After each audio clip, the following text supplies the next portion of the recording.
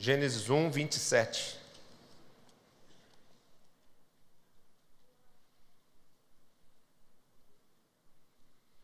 Criou Deus, pois, o homem, à sua imagem, a imagem de Deus o criou, homem e mulher os criou. Vamos repetir isso? Diga comigo: homem e mulher os criou. E os abençoou e lhes disse: sede fecundos, multiplicai-vos, enchei a terra, sujeitai-a, dominai sobre os peixes do mar, sobre as aves dos céus e sobre todo animal que rasteja pela terra. Agora vem comigo aqui para Gênesis capítulo 2, do versículo 18 em diante. A formação da mulher.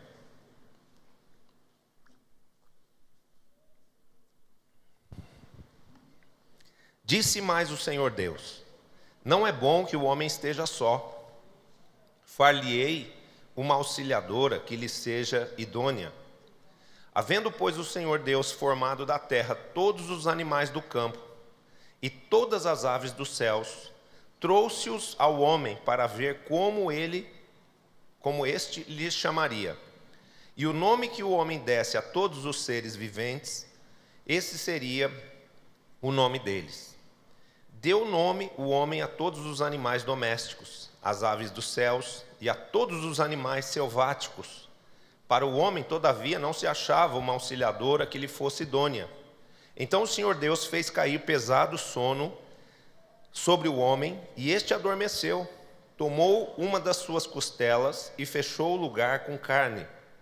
E a costela que o Senhor Deus tomara ao homem, transformou-a numa mulher e lhe a trouxe. E disse o homem: esta, afinal, é osso dos meus ossos e carne da minha carne. Chamar-se-á varoa, porquanto do varão foi tomada. Por isso, deixa o homem pai e mãe e se une à sua mulher, tornando-se os dois uma só carne. Senhor nosso Deus e nosso Pai, consagramos a Ti, Senhor, esse momento de ministração da Tua palavra, pedindo, Senhor, que o Senhor nos conceda entendimento, espírito de revelação e de sabedoria, para o pleno conhecimento da verdade, a verdade que nos conduza, Senhor, ao arrependimento, para que em nome de Jesus, Pai, a nossa vida possa ser a expressão exata do Seu ser e também do Seu louvor e da Sua glória. O Senhor tem um plano, Pai, de que nós sejamos diante de Ti santos e perfeitos, irrepreensíveis e eficazes naquilo que é a Tua chamada para nós. É Teu desejo, Pai, que como pessoas, que como famílias, venhamos a ser felizes e possamos ser um instrumento Teu na terra, para que outras vidas e famílias possam ser salvas e estabelecidas como famílias felizes, como famílias benditas. Então que o Senhor possa, nesta hora, nos dar espírito de revelação e de sabedoria para o pleno conhecimento da verdade. Que o Senhor faça, Senhor, com que nós possamos estar em liberdade para ouvirmos a Sua voz. E também que o Senhor esteja aqui neste lugar se movendo sobre cada vida, para quebrar toda a barreira espiritual, para desfazer, Senhor, toda a obra maligna que tem impedido a paz, a alegria, a felicidade entre os casais, no seio das famílias, em nome do Senhor Jesus. Que todo espírito, Senhor, que se levantou, que foi destacado para impedir a felicidade da família, para destruir as famílias, venham a ser repreendidas, venham a ser derrotados e despojados, em nome do Senhor Jesus. Espírito Santo, vem sobre nós e realiza a Tua obra, faz aquilo que só o Senhor pode fazer, faz aquilo que o homem não tem condição de fazer, em nome do Senhor Jesus. Amém. Graças a Deus. Queridos, hoje nós vamos falar sobre família, e a família é um projeto perfeito de Deus. A família é a instituição através da qual Deus permite que a terra seja povoada, é através de família, um homem e uma mulher, que a raça humana é perpetuada, que a raça humana pode encher esse planeta tão grande que Deus criou. E também o seio da família é o lugar onde o ser humano se desenvolve e onde ele alcança a plenitude projetada por Deus para a vida do homem. O seio da família é o lugar onde o homem pode ser completo. O seio da família é o lugar projetado por Deus para que no seio dessa instituição o homem seja feliz. É difícil uma pessoa ser feliz sem família, não é? A solidão, o isolamento, o não existir família é uma coisa triste para a alma do homem, é uma coisa que não são todas as pessoas que têm essa condição de viverem sozinhas. A Bíblia diz que existem essas pessoas que podem viver sozinhas, mas elas são uma minoria. Elas são pessoas que foram dotadas por Deus dessa condição de viver sozinhas. Mas a gente sabe que a grande maioria das pessoas só consegue ser feliz no seio de uma família. Por quê? Porque esse é o projeto de Deus para a maioria dos seus filhos, a maioria dos homens que Ele criou. Através da obra da cruz, a família foi abençoada de forma definitiva. Amém? Existe uma promessa em Gênesis, onde Deus disse a Abraão: Abraão, através da tua fé, através do relacionamento que você tem comigo, todos aqueles que desenvolverem esse mesmo tipo de relacionamento por fé, terão a sua família abençoada. Isso era uma promessa que depois foi consumada, foi concluída quando, na cruz do Calvário, Jesus deu a sua vida por nós. Ali a família foi abençoada de forma definitiva. Então, uma das coisas que nós cristãos temos que saber é que a família é um projeto de Deus, a família é o lugar onde Deus estabeleceu para que nós pudéssemos ser plenos e felizes, e a família é uma instituição abençoada por Deus, portanto, é nosso direito sermos felizes em família. É seu direito ser feliz no seio da família. Amém? Se hoje existe alguma coisa que não permite que você seja feliz em família, Deus vai trazer cura sobre isso, Deus vai produzir restauração, Deus vai derramar a bênção da felicidade sobre o seu lar. Creia nisso e tome posse, porque essa não é uma promessa minha, essa é uma promessa da palavra de Deus. Amém? Toda a luta contra a família que existe aí fora no mundo, porque o mundo trabalha contra a família, o mundo desenvolve uma ideia, uma mentalidade de que a família não é tão importante, não precisa casar, existem outras formas de relacionamento entre as pessoas que não uma família formada por um homem e por uma mulher.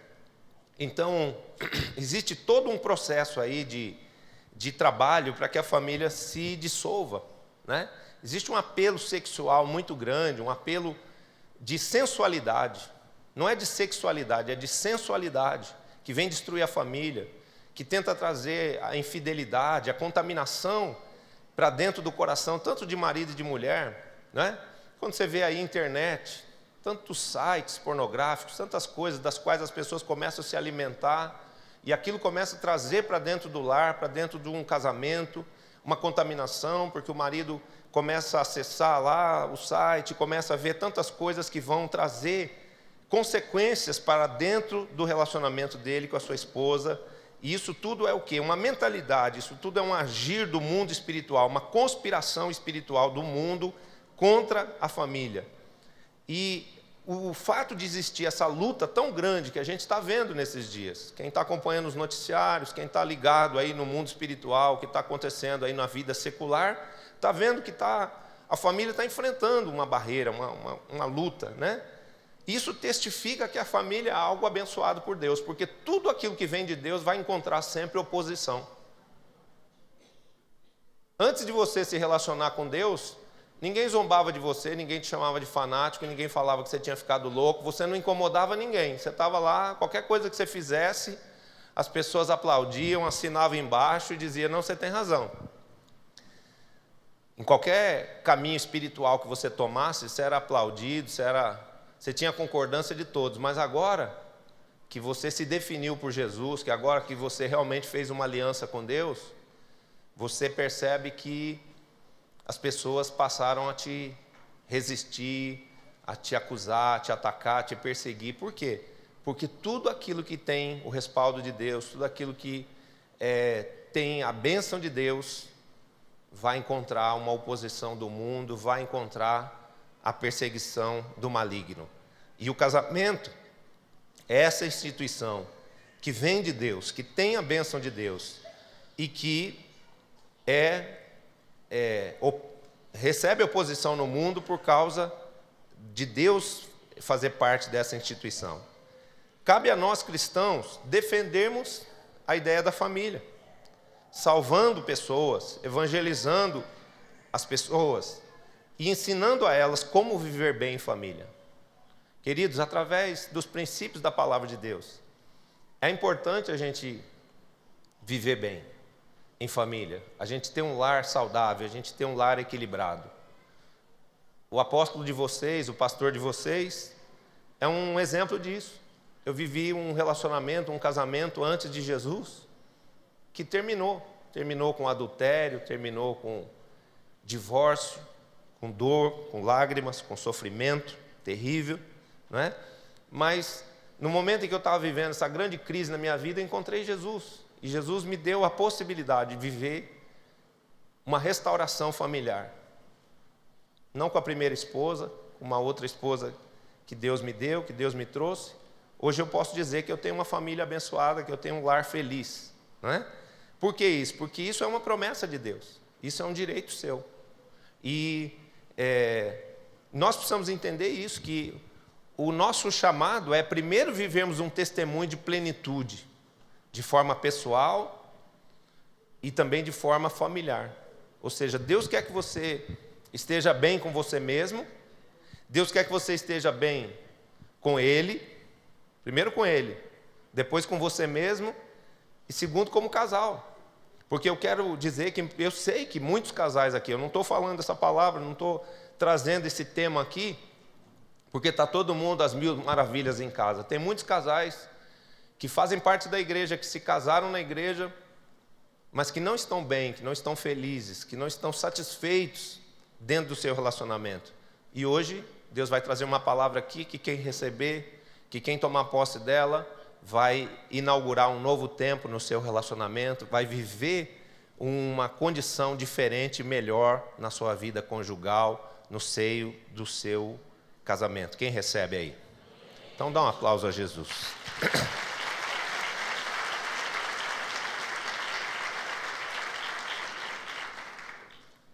Então, o propósito de Deus nas nossas vidas, primeiro, nos fazer pessoas felizes com Deus, conosco mesmo e com o nosso cônjuge, com a nossa família, para que depois o nosso testemunho venha impactar outros.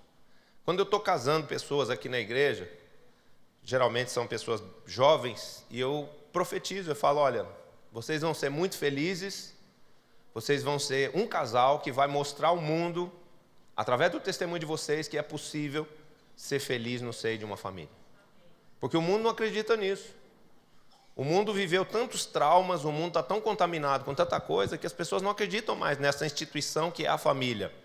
Mas nós precisamos trazer de volta esse crédito, primeiro para a nossa casa, depois para a casa dos outros. Ok? Por quê? Porque a gente não prega só com as nossas palavras, a gente prega com o nosso testemunho.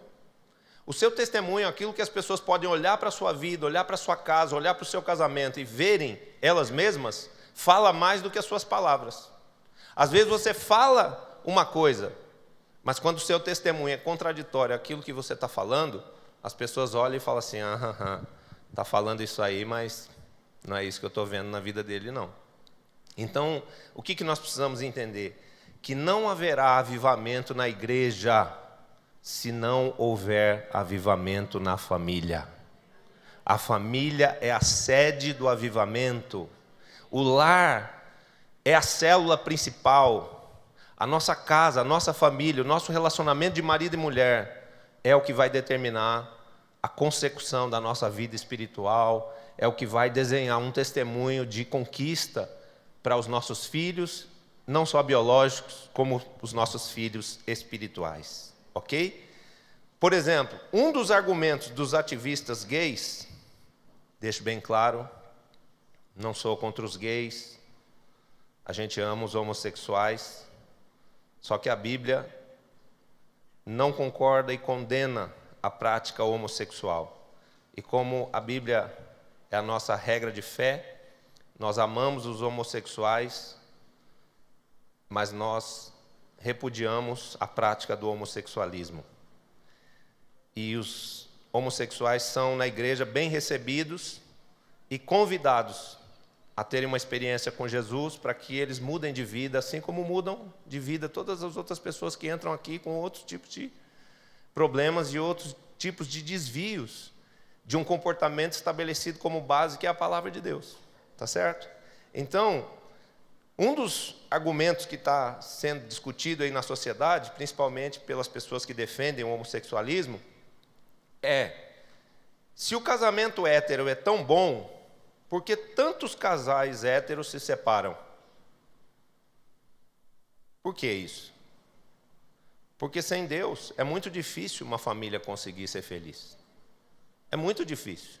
É muito difícil um casal que não conhece a Jesus viver um relacionamento saudável, viver um relacionamento de fidelidade, de transparência, um relacionamento onde exista realmente amor e felicidade. Muitos casais cristãos, eles não se separam. Por quê? Porque a mente do cristão é muito trabalhada na questão da aliança, da fidelidade, das consequências que vêm quando uma aliança é quebrada. Tem muitos que dizem assim: olha, está escrito lá, aquilo que Deus junta, o homem não separa. Não, não é isso que está escrito. Não é isso que está escrito. Aquilo que Deus uniu, o homem não separa. Não, o homem separa. O homem tanto separa que está cheio de gente não crente separado e está cheio de gente crente separado também. Então, se fosse o que Deus uniu, o homem não separa, nós íamos viver grudado, colado, acorrentado um no outro o resto da vida. Não, não é isso. É um conselho. O que Deus uniu, não separe o homem. Ou seja, se Deus uniu um casal, se Deus determinou a sua bênção sobre uma família, é melhor enfrentar os problemas que existam de caráter, de alma, de comportamento, de relacionamento entre as pessoas. É melhor enfrentar tudo isso e buscar uma cura em Deus do que se separar. Por quê? Porque o divórcio realmente é uma coisa terrível. Eu tenho não só a convicção de fé para dizer isso, como eu tenho a experiência prática. Quando eu vivia no outro casamento sem Jesus, eu vivia dizendo: se for para viver assim, é melhor separar. E depois, quando eu separei, eu vi quanto mais horrível era viver separado do que viver junto.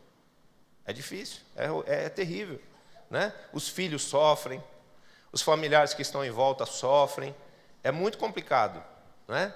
E Deus, Ele tem esse propósito de nos fazer felizes em família, e Ele tem também o poder de restaurar os casamentos, de restaurar as famílias. E Deus está fazendo isso nesses dias, Deus está fazendo isso através dessa palavra. Muitos relacionamentos e muitos casamentos vão entrar num nível de cura, num nível de maturidade, porque esse é o ano da maturidade, num nível de resgate, de restituição do amor, aonde a sua casa, onde o seu lar vai ser um pedacinho do céu. Quantos creem nisso? Então dá um aplauso a Jesus aí.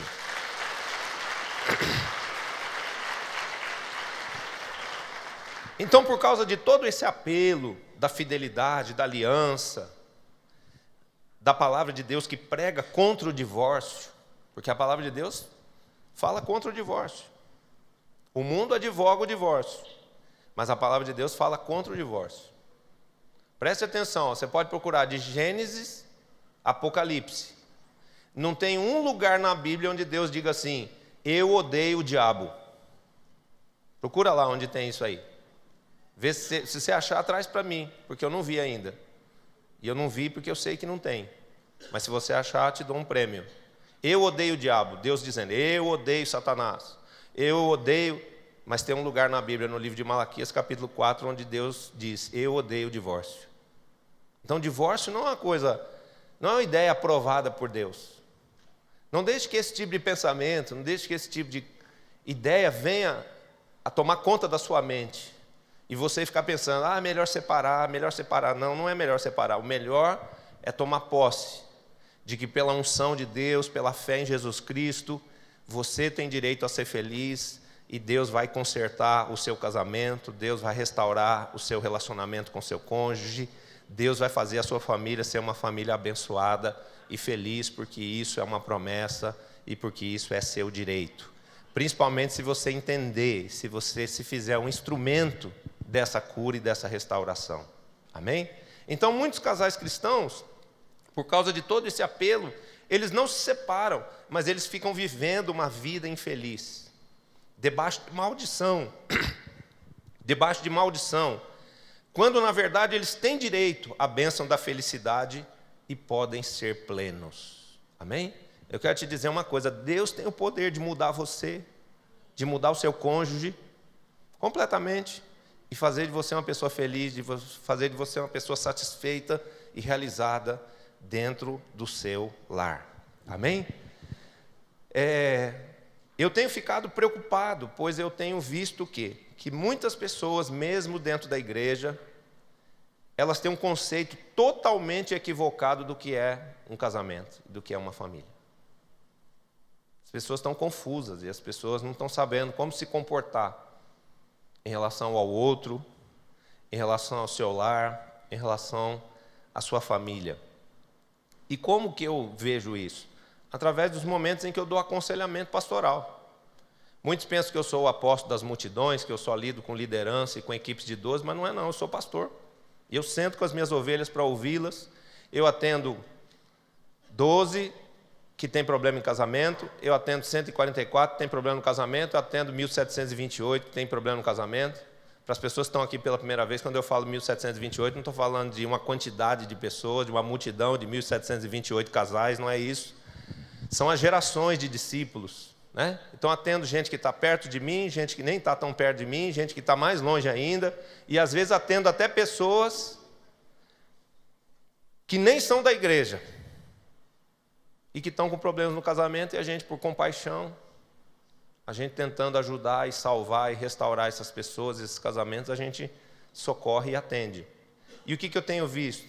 Que as pessoas começam já a falhar, errar no seu posicionamento, porque elas estão com um conceito equivocado do que é uma família. Não entende o que é uma família, não entende o projeto de Deus, não entende a escala de valores de um lar. Mas hoje, graças a Deus, é um dia de restauração e cura para muitos casais e para muitas famílias. Deus vai começar a cura na mente, vai chegar com ela ao coração, vai reconduzir os pensamentos, a originalidade da criação de Cristo Jesus, vai curar os sentimentos para que possa haver de novo a unidade no seio do lar, a unidade que começa no espírito, passa pela alma e abençoa até o corpo físico, em nome de Jesus. O primeiro aspecto é assim, os problemas, eles ocorrem por falta de entendimento e por um erro de posicionamento dentro dos requisitos da aliança. Uma aliança tem requisitos, um casamento tem papéis. Ao marido é dado um papel, à esposa é dado outro papel, e existem direitos, mas também existem deveres dentro de uma aliança. Se não existir isso, se não existir os direitos e os deveres, se não existirem papéis diferenciados, não existe uma aliança verdadeira. Amém? Então, o primeiro aspecto a ser considerado é quanto à estrutura de uma família. É por isso que nós lemos Gênesis 1 e 2. A família começa no princípio de tudo, ou seja, no projeto original de Deus, com um homem e com uma mulher. Amém? Um marido e uma esposa. Um Adão e uma Eva. Amém? É o projeto original, é o esboço do projeto, é o desenho que Deus fez. Quando você vê, primeira referência de família, e criou Deus o homem. Homem e mulher os criou. Então, o que acontece? As pessoas já começam esse equívoco misturando tudo. Achando que família é casa, que família é trabalho, que família é bens, que família é filho, que família é dinheiro, e não é. Família começa num bom relacionamento, num relacionamento de verdadeiro amor entre marido e esposa. O resto é consequência disso. Então o que precisa?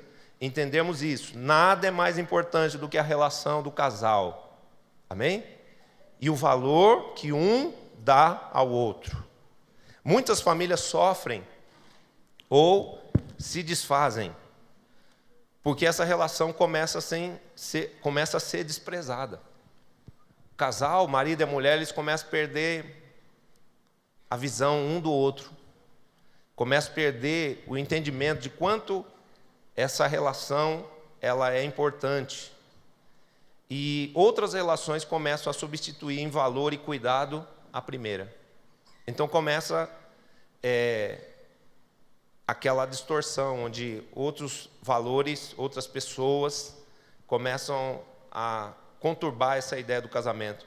Há pessoas que confundem tudo e amam mais os filhos do que o cônjuge, ou a casa do que o cônjuge, ou o trabalho do que o cônjuge. Tem mulher que chega para mim no gabinete pastoral e fala assim: apóstolo, meu marido ama mais o carro do que eu. Ele passa o domingo inteiro polindo o carro, mas para mim ele não tem tempo, ele não dá atenção. Você está achando que é exagero? Não, é verdade. Tem gente que só fica na televisão, tem gente que só fica na internet, tem esposa que só fica cuidando de discípula e não cuida do marido. São os desequilíbrios. E tem gente que cuida mais do cachorro do que do seu cônjuge. O cachorro está feliz, saltitante, pulando. Recebe comida de qualidade, água trocada de hora em hora. Querido, você sabe quantos animais existem em São Paulo? 25% da quantidade de pessoas é a quantidade de animais que existe em São Paulo. Sabe por quê? Porque tem gente que desiste de se relacionar com gente e vai se relacionar com animal porque é mais fácil. Animal não retruca, animal não discorda, animal não reivindica. É mais fácil se relacionar com o animal. Mas será que essa é a chamada de Deus para nós? Não. Nós podemos até ter um animalzinho, como eu e a apóstola Cláudia temos lá o nosso querido Gabriel. Cachorro com nome de anjo. E ele é um anjo mesmo. Só tem um defeito que a gente não conseguiu tirar dele. Às vezes, quando vem uma visita que ele não gosta, para mostrar que ele é o dominador do território, ele faz um cocô bem no meio da sala. De resto, ele é um cachorro perfeito.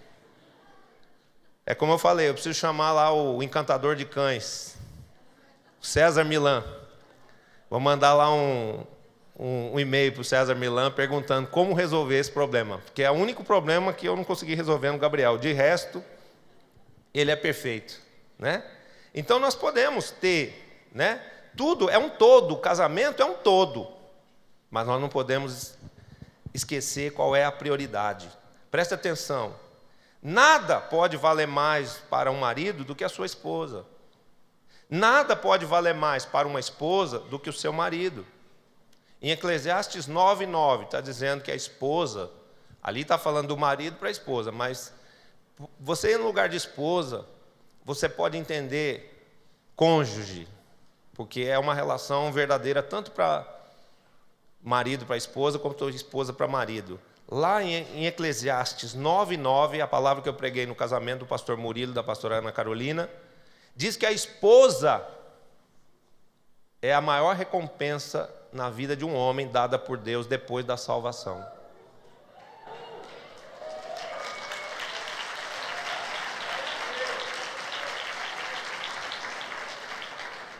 A sua esposa, marido, é o melhor presente que Deus te deu aqui nessa terra.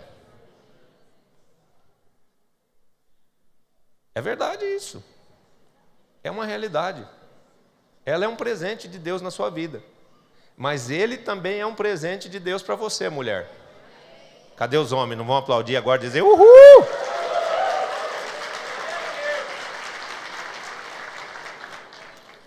E por que as pessoas fazem essa confusão, né? E amam mais os filhos do que o cônjuge, ama mais a casa, ama mais o carro, ama mais o trabalho, ama mais o dinheiro, o cachorro.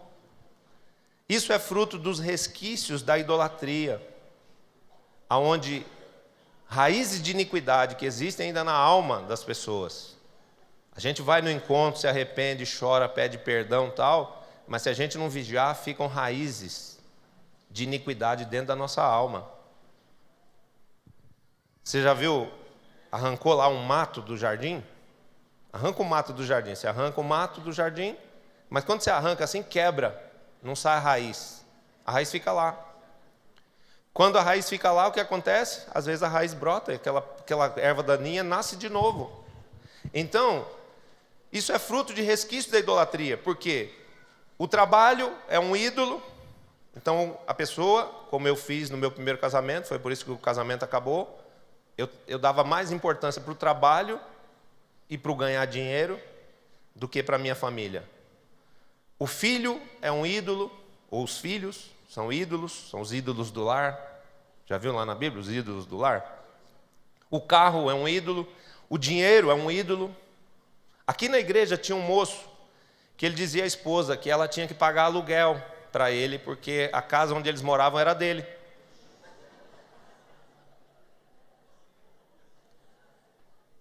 Não preciso dizer para você que essa pessoa gostava muito de dinheiro, que o dinheiro era um ídolo para ele, que ele amava mais o dinheiro do que a sua esposa e que, lamentavelmente, esse casamento acabou. Cristãos se casaram aqui, ó, nesse altar. Então, existem muitos pensamentos equivocados, muitos valores trocados. E não existe nada mais valioso dentro do seu relacionamento, no seio da sua família, do que o seu cônjuge. Nada pode ocupar o lugar. Os filhos não podem atrapalhar a relação do casal. O andamento da casa não pode atrapalhar o andamento da vida do casal. Eu já vi em aconselhamentos pastorais maridos reclamando assim: a minha casa é um brinco, a minha roupa cheira rosas, perfumes variados, mas minha mulher não se relaciona afetivamente nem sexualmente comigo há meses. Então é uma mulher desequilibrada, porque ela cuida da casa, ela aria, é assim que fala, aria as panelas. As panelas brilham, o chão da cozinha reluz, né? Tudo está no seu devido lugar, ela cuida até das coisas dele, mas ela não cuida dele. Então isso é neurótico, isso é doente. Isso é doente. Isso é um problema de necessidade de cura de alma. Isso é um princípio de idolatria que incide no lar. E é todo tipo de loucura, queridos, que eu falo, onde dinheiro vale mais do que o cônjuge, casa, trabalho, cachorro, tudo. As pessoas, sem perceber, vão fazendo essa confusão de valores. Isso aí precisa tomar cuidado, porque isso vai entrando, sem que as pessoas percebam. Mas Jesus hoje nos ajuda com um teste. É o teste como Deus fez com Abraão. Se o Senhor aparecesse diante de você hoje, Jesus mesmo aparecesse lá na sua casa e dissesse assim para você: me entregue agora, em sacrifício, a pessoa que você mais ama. Comece a pensar nessa pessoa. Se aparecer o seu filho, o seu cachorro, a sua empregada, e não o seu cônjuge, ou o seu carro, né? Ou a sua casa, o seu casamento está desequilibrado. Tem gente que, quando faz essa pergunta, a primeira coisa que pensa: ai, meu filho, tem que sacrificar meu filho. Não, foi dito a pessoa que você mais ama. Você ama mais seu filho do que o seu marido?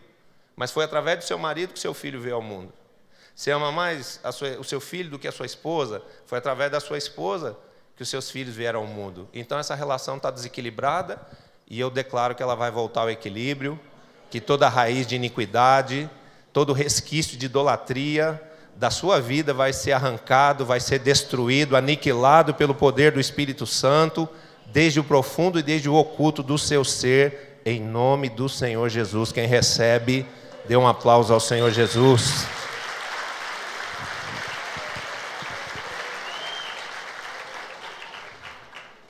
Quando a relação, presta atenção, quando a relação entre o casal não vai bem, nada poderá ir bem. O casal está sem amor, o casal está brigando, o casal está magoado um com o outro. Você acha que vai refletir coisa boa nos filhos? Você acha que os filhos vão ficar felizes? Outro dia, um líder aqui da igreja disse assim: apóstolo, meu filho me pediu um dinheiro para fazer uma oferta. E eu perguntei: filho, qual que é o propósito da sua oferta? Que até as crianças aqui já sabem que a gente pode fazer oferta com propósito, né? Me dá 20 reais aí, pai, quero fazer uma oferta com propósito. Qual o propósito da sua oferta, meu filho? Eu quero ofertar pela unidade da nossa casa. Por que isso? Porque as crianças percebem que as coisas não estão bem entre os pais. Então, o que a gente precisa? Entender as relações, entender o projeto original da criação de Deus. E, se a gente está agindo assim, se a gente está valorizando outras pessoas, outras coisas, que não a pessoa mais indicada para se amar dentro do lar, que é o cônjuge, em primeiro lugar, não estou falando que não é para amar filho, para largar o filho para lá, não é nada disso. Eu estou falando de uma relação original, criada por Deus, de amor, de prioridades, de honra, de entendimento correto das coisas espirituais. O que a gente precisa fazer? A gente precisa entender como as coisas foram criadas. Quando a gente olha aqui para Gênesis, Adão e Eva, a gente verifica o quê? Que a Eva foi criada para estar junto de Adão, para amá-lo e para ajudá-lo. E ele foi criado para estar junto com ela, estar perto dela e protegê-la, e guardá-la, e alimentá-la. E eu acho que Adão também falhou e não fez isso, e a mulher ficou desprotegida e foi lá conversar com a serpente. Uma das coisas que fez o meu primeiro casamento acabar foi que eu larguei minha esposa, só trabalhando, e deixava minha esposa livre, solta, fazer o que ela queria. E lógico, ela começou a desejar atenção, a desejar carinho, onde eu estava sendo negligente, e ela foi buscar isso em outro. Ela errou também, porque ela devia ter vindo buscar isso em mim. Se ela me amasse de verdade, ela teria sentado comigo e dizer: ó, não dá para ser assim, vamos mudar. Mas a verdade é que, se não existir o amor, não tem restauração. E eu quero dizer que Deus vai trazer a restituição do amor e a restauração da família nessa igreja, em nome de Jesus. Amém? Então, é da relação de amor e unidade do casal que deriva o bem-estar dos filhos, a alegria do lar, o bom andamento da casa, a prosperidade da família. Quantos filhos estão aí no mundo feridos e revoltados, não é? Pela separação dos seus pais? A gente tinha uma clínica de recuperação de pessoas dependentes químicas.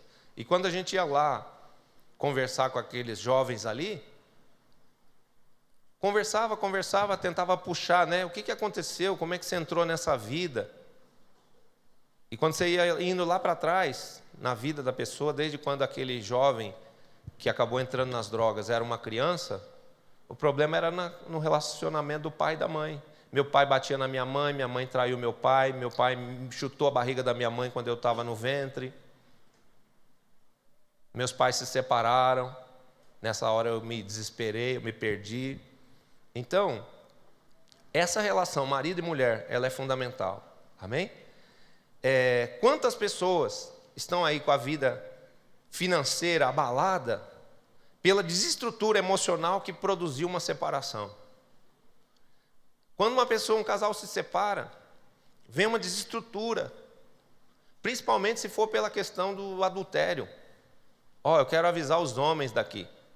A Bíblia diz assim, só um homem que quer verdadeiramente arruinar-se é que se deita com uma mulher que não é a sua. Então, não comece a adulterar na internet, não comece a adulterar fazendo uma gracinha lá para a secretária do trabalho, porque o diabo, se ele vê qualquer semente dessa no território dele, ele vai regar essa semente para que isso vire um adultério. E tem gente que fala assim, não, eu controlo, eu seguro a onda, até aqui eu vou. Não adianta, quando você abriu lá a internet, você já foi. Porque é um adultério visual, querido. O Senhor diz no livro de Oséias, no livro de Jeremias, essa geração tem olhos adúlteros. Jesus diz que só o olhar para uma mulher com intenção impura já fez com que você adulterasse com ela. Então a gente depende de Deus. A gente depende de Deus. Existe em nós essa inclinação? Todo homem que é homem gosta de olhar para a mulher? Lógico, até eu. Mas a gente não pode dar lugar à carne, a gente não pode dar lugar ao diabo, a gente tem que lutar contra isso. Porque tem uns que se auto-justificam. Deus me conhece, eu sou pecador, mas eu creio em Deus. E daí? Até o diabo crê em Deus. Isso não te justifica a fé em Cristo Jesus. Se você crê de fato, você precisa lutar contra as tentações, contra as obras da carne. Não é? Então, isso é proteção para nós mesmos. Por quê? Porque quando vem o pecado do adultério, vem maldição sobre a vida do casal, vem maldição sobre o marido, vem maldição sobre os filhos, vem doenças, vem um desequilíbrio financeiro. As pessoas depois podem ser pessoas competentes, trabalhadoras, mas o adultério traz uma consequência maligna de perdas financeiras. E as pessoas começam, então, a entrar num processo de dificuldade de se recolocar no mercado de trabalho, de acertar alguma coisa, de abrir um negócio e aquilo dar certo. Então, uma aventura fora do casamento é uma coisa que dá poucos minutos de prazer para uma vida toda depois de dor de cabeça, de sofrimento, de perdas e de danos.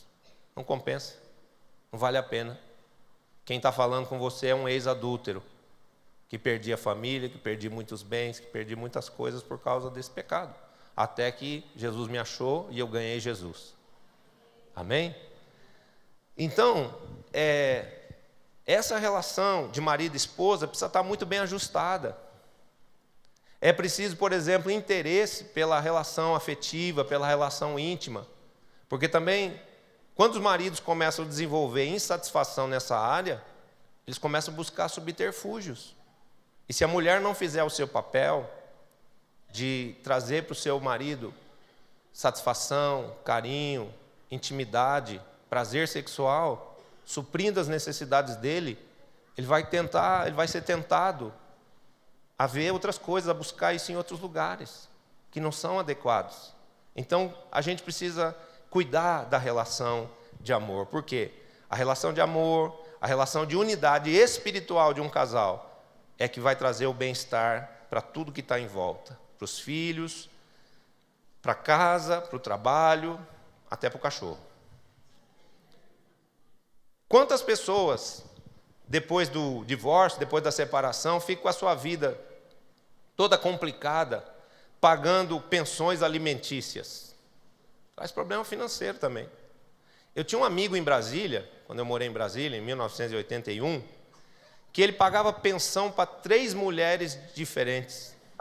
Ele tinha filhos com as 3 mulheres. Eita, homem que gostava de fazer filho. E tinha que pagar pensão. Então pagava pensão para um, pegava pensão. Ele ganhava um bom salário. Ele era uma pessoa bem-sucedida, mas o dinheiro dele ia todo nessas pensões aí, né? E aí isso é tudo muito confuso. É ruim, querido, quando a família se fragmenta e começa aquele negócio de filho para cá, filho para lá. Isso é terrível. Então, o que a gente precisa fazer? cuidar muito bem desse entendimento. Marido e mulher é a prioridade, é a fórmula original de Deus, é a criação de Deus, e precisa essa relação ser cultivada, ser protegida, ser aperfeiçoada a cada dia através de alguns cuidados. Amém? Eu vou falar os cuidados agora. Primeiro, o exercício do perdão. Nós precisamos aprender uma coisa. Nós somos seres humanos que temos falhas, que erramos, às vezes nos exasperamos, falamos com um tom de voz mais alto, somos indiferentes ou agressivos, não damos atenção adequada que o nosso cônjuge esperava. Então é preciso aprendermos a reconhecermos as nossas falhas. Lá no livro de 1 Coríntios 11, 23 diz: examine-se, pois, o homem a si mesmo, e depois coma do pão e beba do cálice. O que é comer do pão e beber do cálice? É viver em aliança, entrar em aliança com Deus. Então, para entrarmos em aliança com Deus, precisamos nos examinar. E para preservarmos a aliança do nosso casamento, precisamos nos examinar também. Porque o pecado tem um efeito cumulativo. Então, o marido, ele é indiferente hoje, amanhã ele é grosseiro, depois ele é negligente, depois ele é omisso. Isso vai se acumulando. Isso vai ferindo a alma da esposa, e daqui a pouco a aliança está quebrada. Aí chega de noite, ele quer prazer. Como? A aliança está ferida, o relacionamento está machucado. Então o que a gente precisa fazer? Se examinar. As mulheres também precisam fazer esse autoexame sempre. Será que eu estou sendo aquela mulher da Bíblia lá, a mulher virtuosa, que a Bíblia diz lá em Provérbios 31, que faz sempre bem ao marido e não mal? Será que eu estou sendo a mulher sábia que edifico a minha casa? Com mansidão, com doçura, com oração, com paciência, com atenção ao meu marido? Porque tem mulheres nesse mundo aí que estimula o feminismo, que estimula que as mulheres sejam executivas, que elas se tornam independentes, elas se tornam produção independente. Então elas ganham o dinheiro delas, elas têm um carrão, às vezes o carro dela é mais bonito que o dele, e ela tem tanta coisa, tanto PhD, tanto status, porque ela é gerente, porque ela é executiva, porque ela é diretora, porque ela é empresária, porque ela é milionária, ela tem um carrão bonito. Então, para que um marido? Para que serve esse marido que está do lado dela? Então, a fórmula de Jesus aqui, o princípio da palavra aqui já foi faz tempo, né? Não tem nada a ver.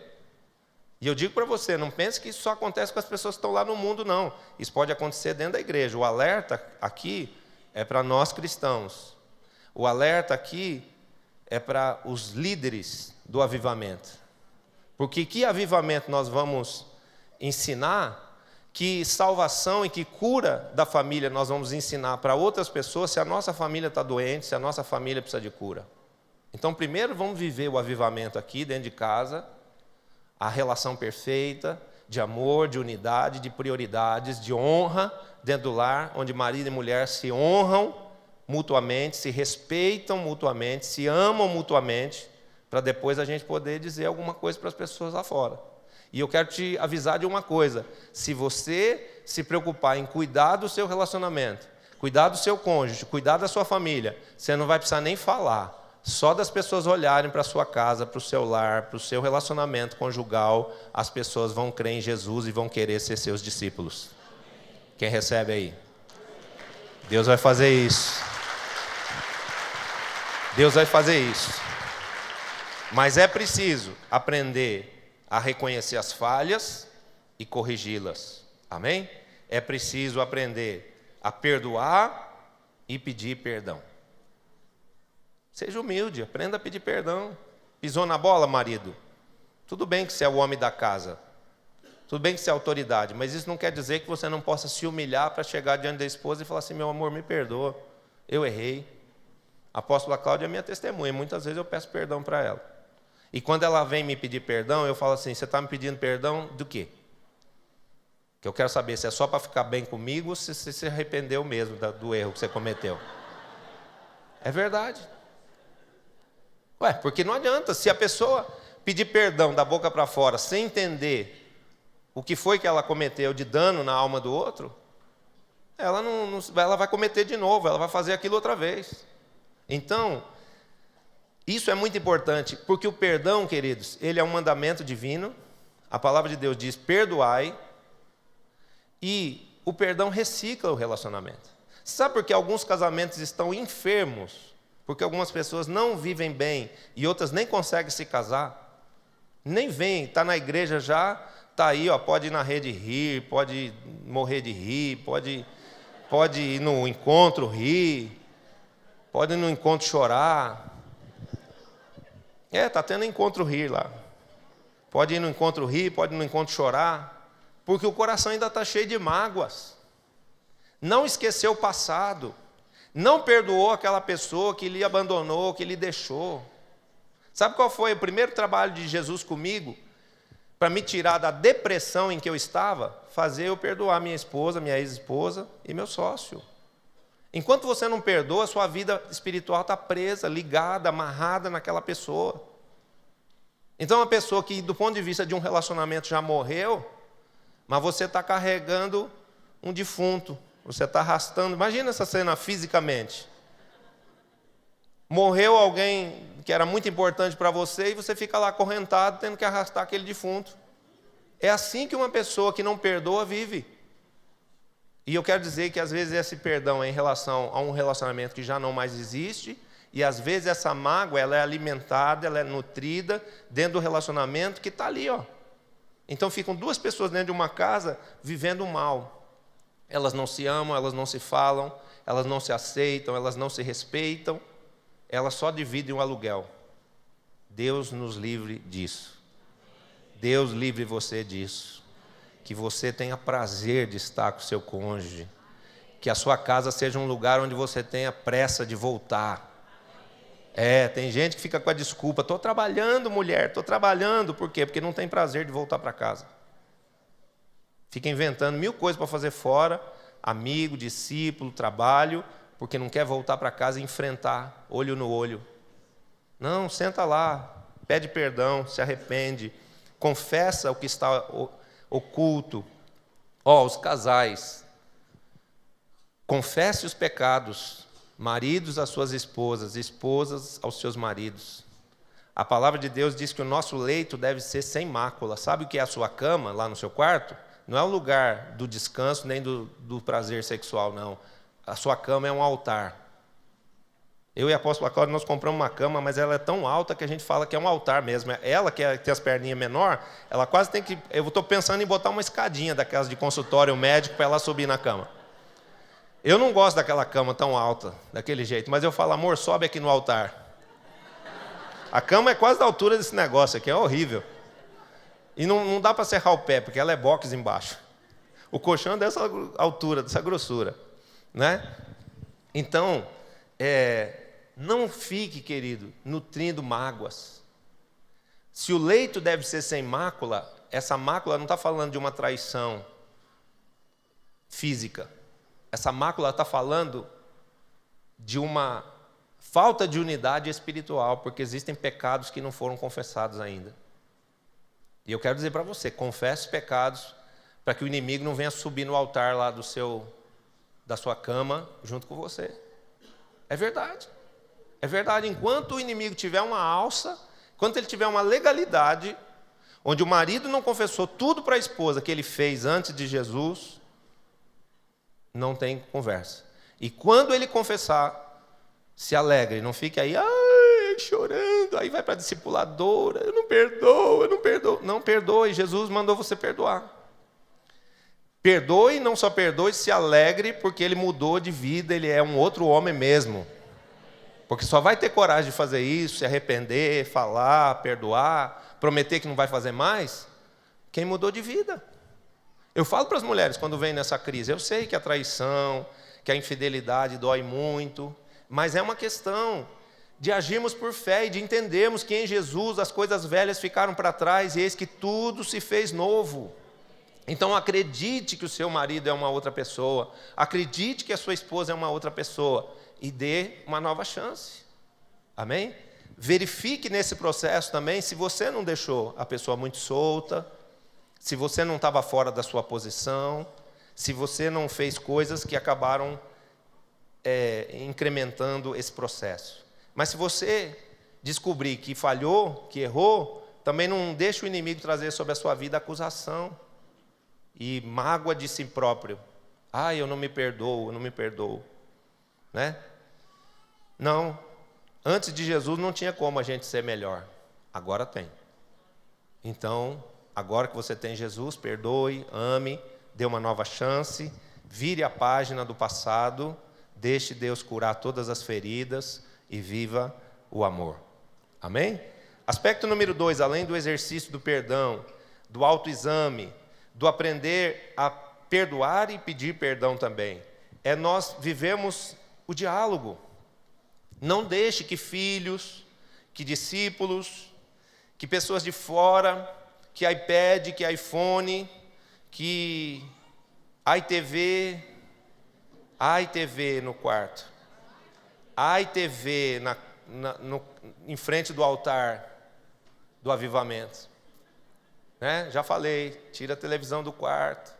Esse negócio de televisão na frente da cama dá problema, porque você não vai ficar feliz se a mulher estiver mais interessada no galã lá do filme do que em você. E se ele também começar a ver os filmes de ação, e você está querendo um pouco de ação, atitude lá do seu marido, e ele está vendo Duro de Matar 3, né? E está muita ação na televisão e nada de ação aqui no marido. Então, se fosse você, dava um cartão vermelho para essa televisão. Manda embora do quarto. Né? Por quê? Porque, como eu falei, lar, quarto, cama, altar, não é só lugar de sexo, lugar de diálogo. É gostoso deitar ali do lado da esposa e conversar, falar das coisas, não falar de problema. Essa hora da noite, do descanso, não é hora de falar de problema, mas conversar, um conhecer o outro, falar de experiências, falar de coisas que sejam agradáveis e que propiciem a aproximação, o relacionamento íntimo, que começa no espírito, que passa para a alma e termina no físico. Amém? Quando geralmente os maridos vão se queixar, amor, você não está me dando atenção, amor, você não está aqui interessada na parte íntima, tal, ela fala assim, mas a gente está muito longe, a gente está muito distante, a gente está sem tempo, a gente não conversa. Por quê? Porque a relação marido e mulher é uma relação que começa no espírito, passa pela alma e se completa no corpo.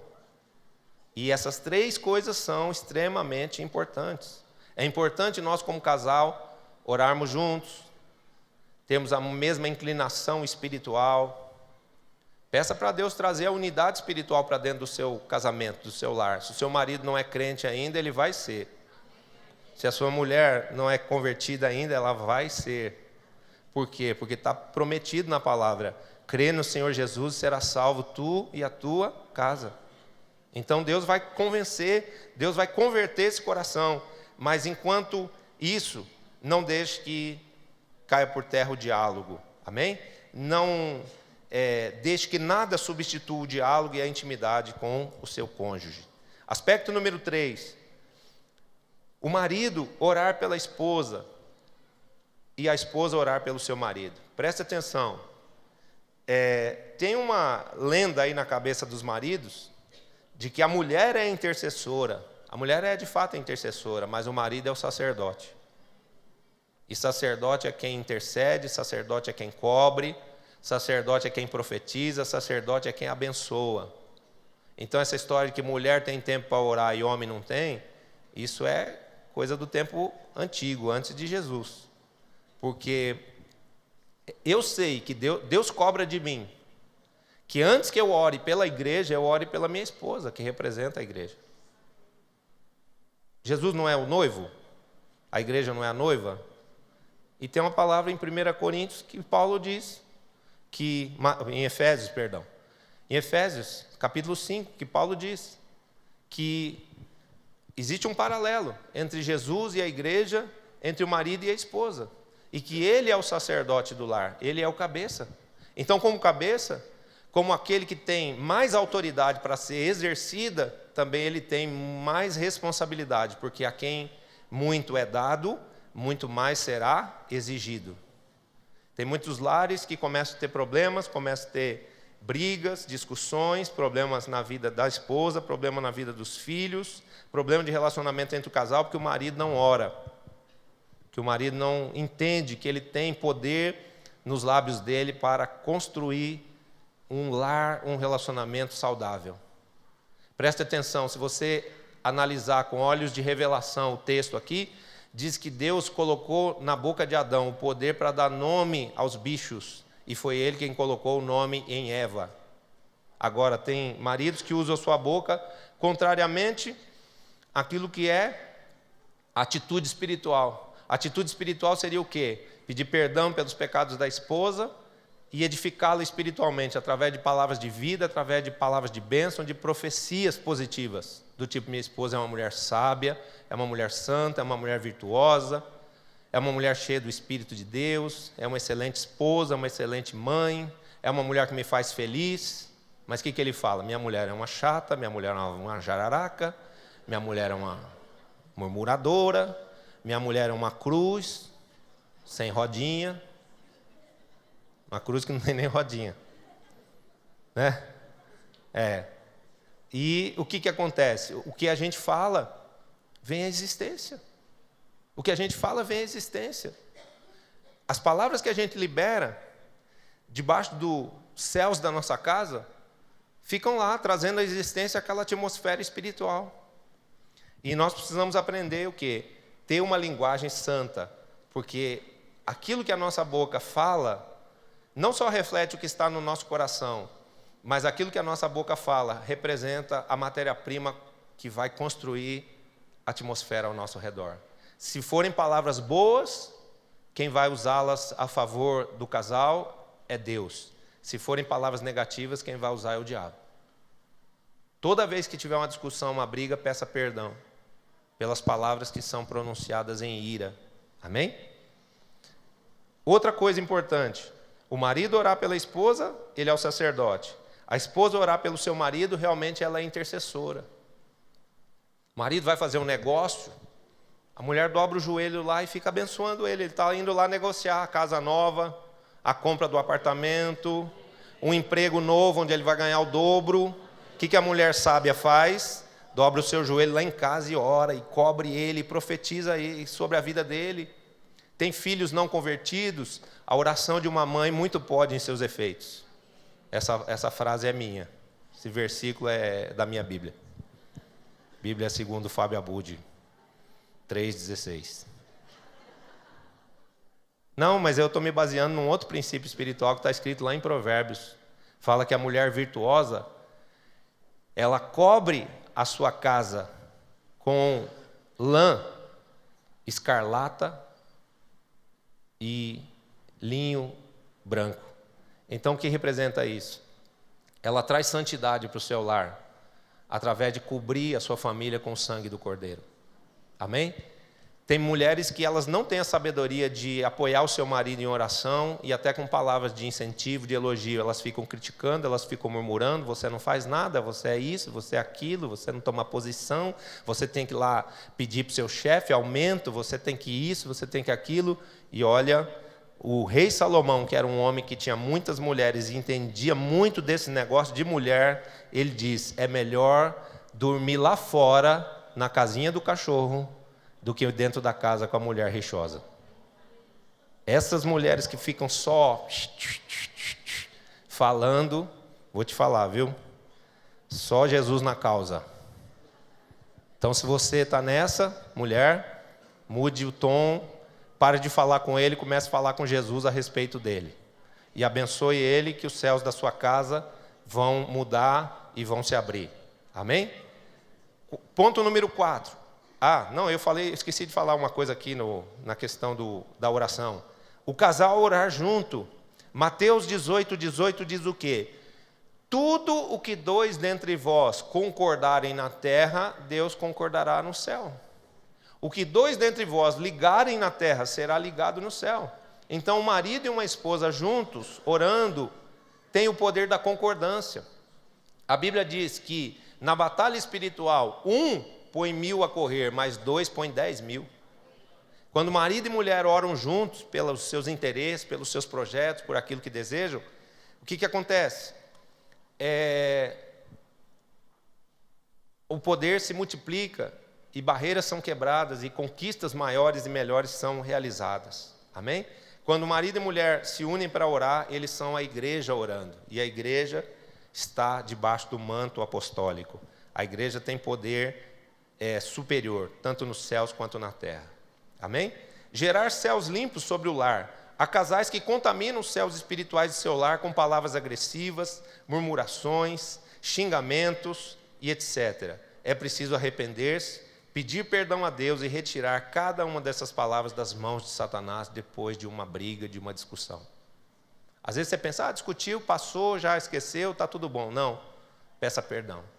Essa é a capacidade que Deus quer encontrar em nós, de realmente nos arrependermos, de sermos pessoas sensíveis ao Espírito Santo.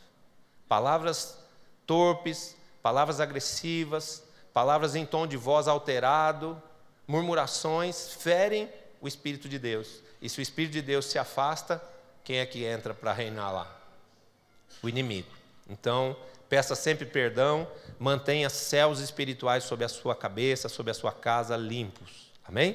Isso é uma coisa que o marido e a mulher que entenderem a importância disso, que derem realmente valor a esse ensino, chega em casa, pede perdão um para o outro e pede perdão para Jesus de todas as discussões, de todas as palavras agressivas, de todas as ofensas, às vezes até de ordem física. Peça perdão por tudo, Deus limpa os céus, Deus começa um novo tempo na vida do casal. Aspecto número 5, não haver omissão dos deveres da aliança. O marido, o que o marido ele tem como obrigação da parte de Deus? Abra em Efésios 5, 28. Que oração, apóstola Cláudia? 12:05, já vou terminar. Amém. Olha o que diz aqui Efésios 5 a respeito do marido. Assim também os maridos devem amar a sua mulher como ao próprio corpo. Quem ama a esposa, a si mesmo se ama. Se você fizer mal para sua esposa, é a mesma coisa que você pegar uma faca e se furar. Ou pegar um porrete e bater na cabeça. Pegar um revólver e dar um tiro em si mesmo. Né? O mal que é feito para um, atinge os dois sempre. Então não procure o mal de quem está do seu lado, procure sempre a felicidade do seu cônjuge. Amém? O marido deve amar a esposa como Cristo amou a igreja. O que representa isso? Como é que Cristo nos ama? Com compreensão, com misericórdia, com doçura. Jesus nos protege do mal, Jesus nos alimenta com a palavra. É obrigação do marido suprir o lar, trabalhar e trazer recursos financeiros para o seu lar, para que a família tenha estabilidade, para que a família tenha conforto. A esposa, ela precisa de elogio, ela precisa de reconhecimento. Eu não sei se você sabe o que acontece no Shabat. Acendem-se as velas, são feitas orações a Deus, é a celebração do sábado, mas na oração do Shabat, o que acontece, na verdade, é o homem dando graças a Deus pela vida da sua esposa. Ele louvando a Deus pela esposa que Deus deu a ele. Amém? Então, nós precisamos entender isso, que as mulheres têm essa natureza, que precisa de carinho, que precisa de elogio, que precisa de atenção, e que merece também a satisfação sexual. Queridos, ninguém pensa que eu estou falando isso, isso ele falou por minha causa, isso ele falou para mim. Não, eu estou falando isso numa coletânea do gabinete pastoral, mas eu já vi vários casais, onde o marido ou a esposa, os dois lados, vem reclamar, faz 3 meses que nós não temos uma relação sexual. Isso não existe. Isso não existe. Sabe o que é o Shabat? O Shabat não só é um tempo para dedicação a Deus, de descanso, de gratidão a Deus pela vida, de gratidão a Deus pelo trabalho que foi feito na semana, então se descansa no sábado, como é um tempo de confirmação de aliança através do sexo. Vai naqueles hotéis de Israel lá, no Shabat. Só tem casal trancado no quarto lá. Você pensa que eles estão só orando? Então não. Verdade. Verdade, não é só oração não. Tem oração. Mas tem amor, tem carinho, tem afeto, tem essa aproximação, tem essa intimidade que é necessária e que representa o complemento da aliança naqueles 3 aspectos que eu falei: espírito, alma e corpo. A relação sexual é a confirmação, é a consolidação da aliança no aspecto físico. Se por esse aspecto físico começar a aliança a ficar deficitária, é por aí que o diabo entra para chegar no espiritual e destruir a família e tirar a pessoa da igreja, porque as pessoas chegam a um ponto de pensar assim: que Jesus é esse que fez o meu casamento acabar?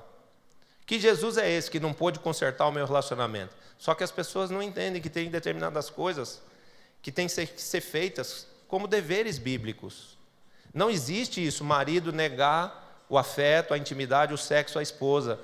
Na palavra de Deus, a Bíblia diz muito claramente: ninguém negue ao seu cônjuge o que lhe é devido: o carinho, a atenção, o afeto e o sexo. Amém? É de sexo que está falando essa palavra aí. Tanto é que depois ele diz assim: salvo por mútuo consentimento para se dedicarem à oração. Quer dizer, se é um pacto do casal, ó, nós vamos entrar em jejum, nós vamos entrar num período de oração, e nós vamos ficar aqui sem esse lado da nossa vida por 3 dias, por uma semana, é um pacto, é uma coisa entre o casal. Mas o corpo do marido pertence à esposa e a esposa pertence ao marido. Então, um não pode negar o direito de usufruir da aliança ao outro.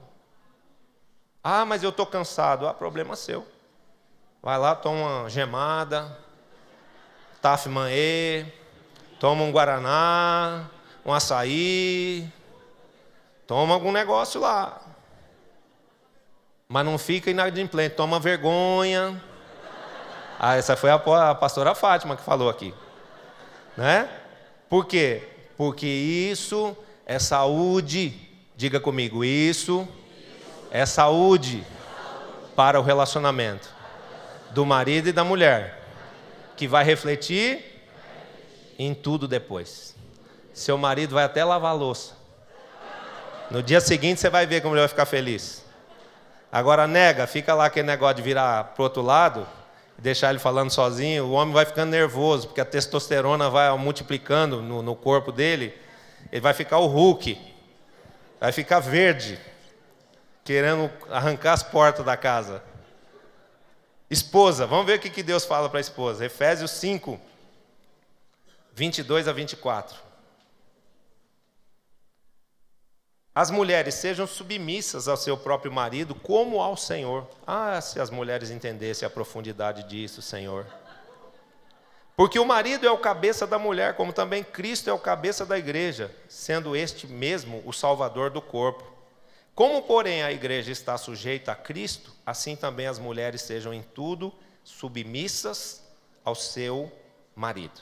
Então já foi dito aqui, inclusive está sendo repetido aqui no versículo 25, que os maridos devem amar suas esposas. Amém? Eu, por exemplo, sou um marido apaixonado pela minha esposa. E eu peço, é verdade, e eu preciso que Deus me ajude a expressar esse amor de forma cada dia mais prática e real. Mas no meu coração eu sou apaixonado pela minha esposa, a apóstola Cláudia. Agora as esposas, qual é a sabedoria? Ah, pode aplaudir, Jesus. Ela fica vermelha, olha lá. É só eu falar alguma coisa dela aqui no púlpito, ela fica vermelha. Ela sabe, eu falo isso para ela todo dia. Você fala para sua mulher que você a ama? Fale, exercite isso e fale logo cedo, quando ela acorda. Que ela está toda descabelada, com bafo, sem maquiagem, com aquele pijama que ela ganhou da avó dela. Fale isso de manhã, porque se você conseguir falar nessa hora, você vai falar o resto do dia, todo momento. Quando ela estiver bonita, então vai ser mais fácil. Não é? Então vamos lá. A esposa, reconhecer a autoridade do marido e respeitá-la. Queridas, nenhum homem suporta uma mulher mandona. Viu, queridas? Deixa eu falar para vocês uma coisa. Isso é o Espírito de Deus que está no homem, que é o cabeça. Pode ver, quando uma mulher começa a mandar, começa a ficar com apito na boca, parecendo o árbitro na partida de futebol dentro da casa, o marido se irrita automaticamente. Por quê? Porque ele não aceita isso. Ele é o cabeça. Ele é o líder. E quando a mulher começa a mandar, ela começa a sair da posição dela, que é de ajudadora, e ela começa a ser uma mandadora. E aí começa a dar problema. Então preste atenção. Não dê ordens ao seu marido, dê conselhos, dê opiniões, dê apoio, dê ajuda, mas deixe ele decidir as coisas. Recue da posição de tomar a frente para o seu marido assumir a posição. Amém?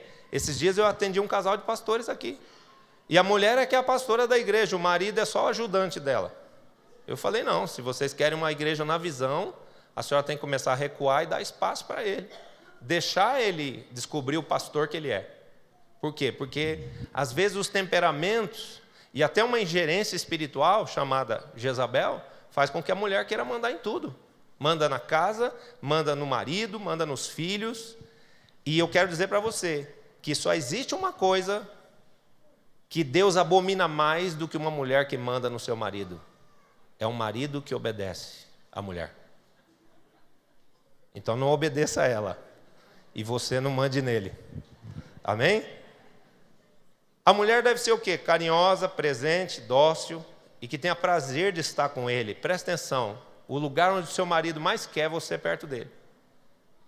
Ele pode não estar demonstrando isso hoje, mas no coração dele é isso que ele quer. Ele quer uma mulher que seja companheira dele.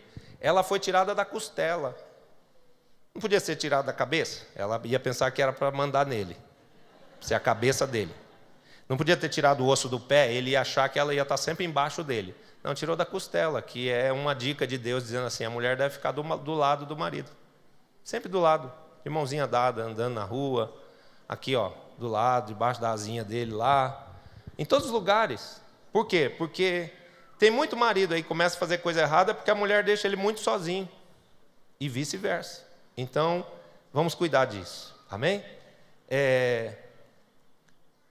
A mulher deve ter esse prazer de estar com o marido. Na questão sexual, é a diferença entre servir e usufruir do prazer junto com ele. Tem mulheres, queridos, que caem num problema de alma, num problema de afeto, num problema, sei lá, psicológico, físico, que elas parecem uma mulher inflável. Vai. Termina logo. Pelo amor de Deus, o relacionamento já era, já foi, é verdade. E eu pergunto uma coisa, quando uma mulher age assim, onde está o amor? É confronto, né? Tem gente que nessa hora não riu, ficou trêmulo. Teve umas mulheres que nessa hora deram uma amarelada, né? Onde está o amor? Será que a mágoa, escuta bem, será que a mágoa ocupou o lugar do amor? Será que a mágoa ocupou o lugar do desejo? Será que há algum problema psicológico ou físico? Vamos assumir que tem e vamos curar. Porque hoje em dia, para tudo tem tratamento. Para tudo que se quer curar, tem tratamento, tem psicologia, tem remédio, tem ajuda, tem tudo. E com Deus na parada, então, ficou fácil. Amém? O que não pode é deixar para lá. É deixar as coisas se acumulando, é deixar o outro insatisfeito, é deixar para amanhã, é deixar para depois. Não, é preciso haver cura, porque Deus quer que haja avivamento no nosso relacionamento de família. Amém?